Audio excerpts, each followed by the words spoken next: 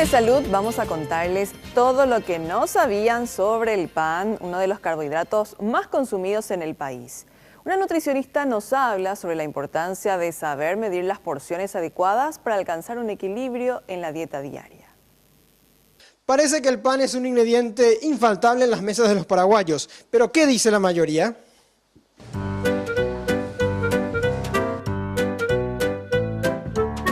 ¿Con pan o sin pan en el almuerzo? Con pan. ¿Por qué? Porque siempre sirve para acompañar las comidas. Con pan, ¿Por qué? para que me pueda llenar rápido también. Con pan, ¿Por qué? porque sí. ¿Cuántos? gusta el pan. ¿Cuántos panes? No, fin de semana sobre todo. Con pan, ¿Por qué? porque me llena más, personalmente a mí. Sí o sí con pan. ¿Por qué? No puede faltar el pan. No puede faltar. No se crean que el panificado engorda. Lo que engorda es abusar con las porciones. Hay que tener en cuenta que las galletitas, ya sean integrales o las no integrales, tienen inclusive mayor cantidad de grasa que el panificado. Un pedazo de pan puede alcanzar de 99 a 120 calorías. Comerse 2 rebanadas de pan blanco es lo mismo que consumir 4 galletas de arroz o 5 galletitas integrales. Pero hay personas que no quieren saber nada del pan. No. Sin pan. ¿Por qué? Y porque el pan engorda. ¿El almuerzo con pan o sin pan? Sin pan. ¿Por qué? No, porque el pan es demasiadas calorías. Ya. No me gusta el pan y creo que es un complemento de más ya para la comida. Si comes arroz con pan, creo que va a ser muy pesado ya para la persona. ¿Lo comes con pan o sin pan? No, sin pan no. ¿Por qué? Y para cuidar un poco la silueta también. Un pan blanco dura mucho menos en el organismo que un pan integral y te produce más hambre. Si el pan blanco me hace rendir, digamos, 50 kilómetros, el pan integral me hace rendir 80.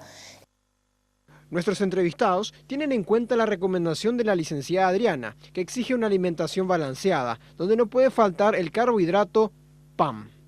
Ya que si es que comemos empanada, pan, mandioca, tartas, comidas compradas fuera de la casa, me va a estar faltando el aporte de legumbres, de frutas, de verduras, de alimentos que no sean tan procesados.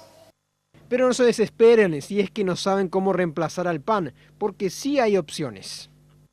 Se puede reemplazar por algunos preparados con avena, se puede reemplazar con algunos cereales integrales. Podemos desayunar una chipa chiquita, pero con algo de fruta y lácteos descremados.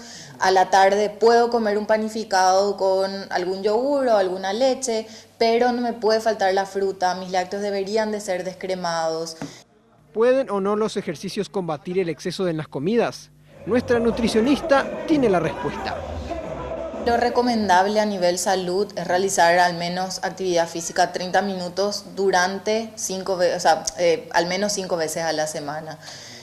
Y eso puede ser desde bailar en la casa, caminar alrededor de mi cuadra o actividad física programada y estructurada. Y para cerrar este informe, te comento que yo voy a hacer caso a los expertos y voy a comer un poco de pan al día sin abusar. Sergio Valdés, Red Guaraní.